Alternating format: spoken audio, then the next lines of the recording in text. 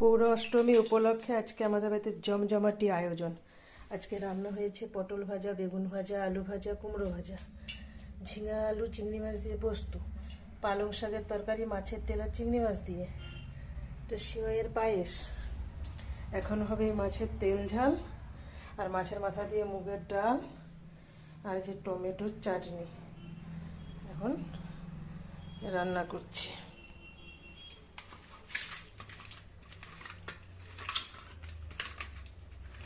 তারপর তো আছেই 5 রকমের মিষ্টি, আর সঙ্গে আরও লেস, কুরকুরে, চকলেট এসব তো আছে।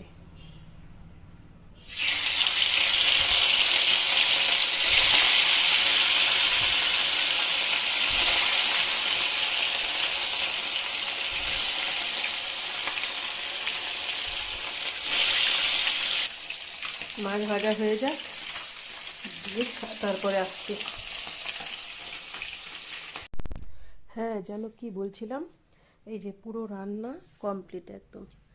মাছের কালিয়া, চাটনি, 5 রকমের ভাজা, চিংড়ি আলু পোস্ত, পালং শাক, মাছের মাথা দিয়ে মুগের ডাল, সাদা ভাত, মিষ্টি, সিমই,